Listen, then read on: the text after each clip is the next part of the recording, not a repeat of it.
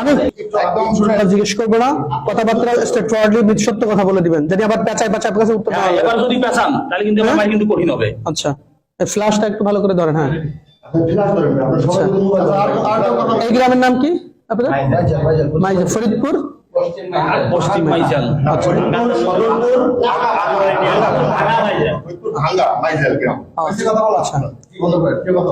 আমরা আসছি হচ্ছে ফরিদপুর মাইজেল ভাঙা, না ভাঙা মাইজেল গ্রাম, কালিয়া ইউনিয়ন। আচ্ছা আচ্ছা আচ্ছা। এখন এখানে আমরা এসে পেয়েছি একজন ইমাম সাহেব হচ্ছে এখানে নামাজ পড়াইতেছে এবং একই সাথে তিনি একজন খ্রিস্টান এবং এই এলাকার ভিতরে খ্রিস্টানদের দাওয়াতি কাজ করে। তো এই শবে বরাতের দিনও উনি নামাজ পড়াইছে, মোনাজাত করছে এবং ইনার পিছনে যারা নামাজ পড়ছে এদের নামাজ, খ্রিস্টানের পিছনে তো নামাজ হয় না সাধারণত।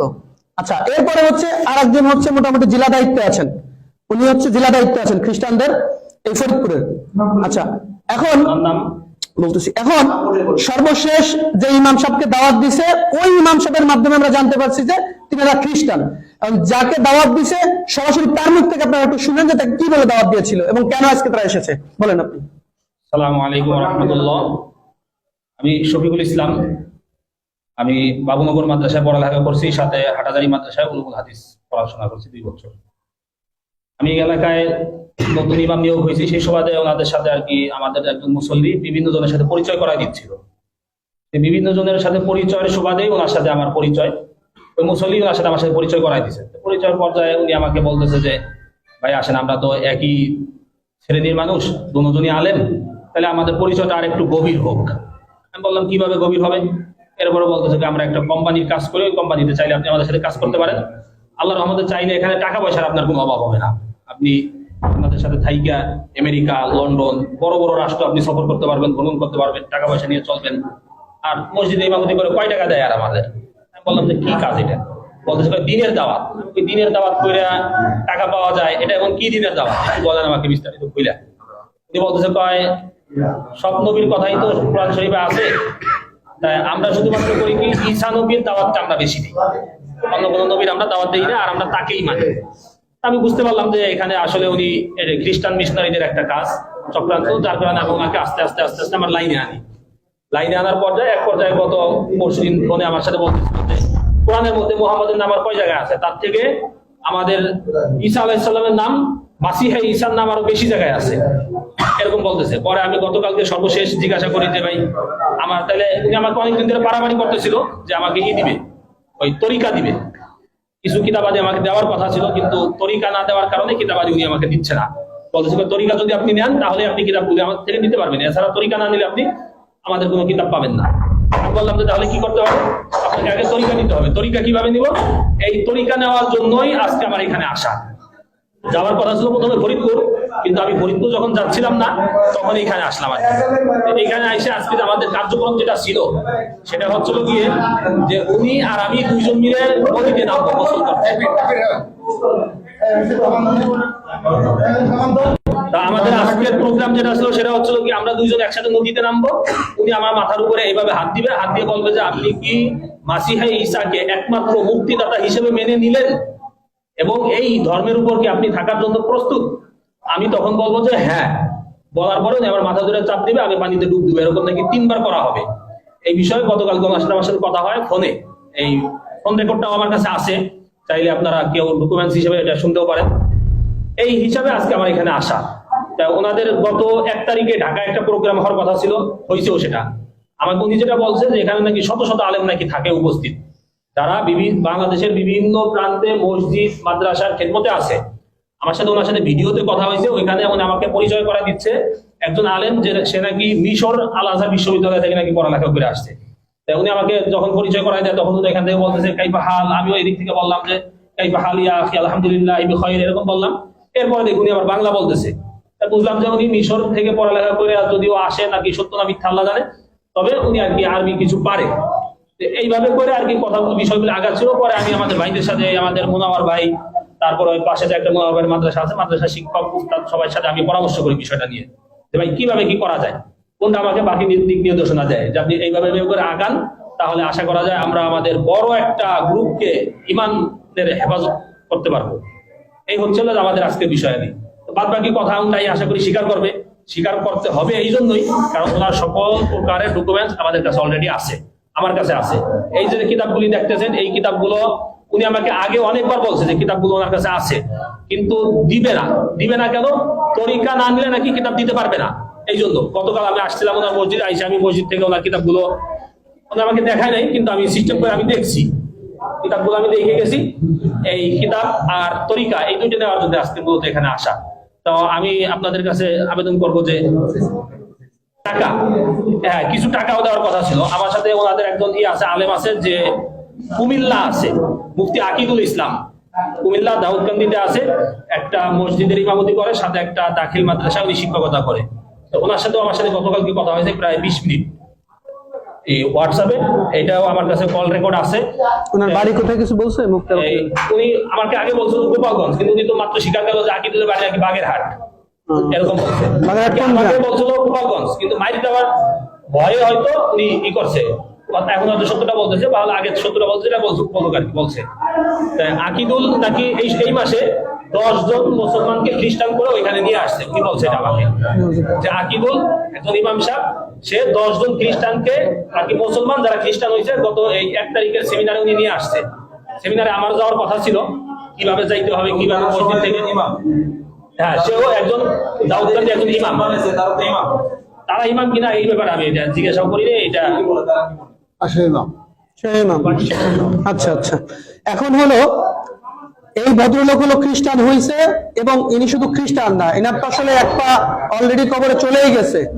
তো ইনি এখন এই গ্রামে দাওয়াতি কাজ করে, এই মসজিদের ইমাম সাহেব, এবং এই অঞ্চলে উনি খ্রিস্টানদের দাওয়াতি কাজ করেন।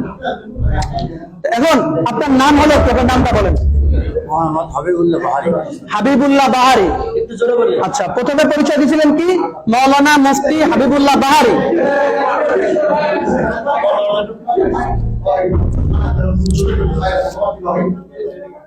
ভিডিওটা একটু ই করে বন্ধ রাখেন। আপনি কি এদিকে আসেন ভাই? পরিচয় উনি প্রথমে দিছে, ওনার নাম হচ্ছে মাওলানা মুফতি হাবিবুল্লাহ বাহারি। এরপরে বলছে উনি ফাজিল শেষ করছে কোনিয়ালিয়া থেকে,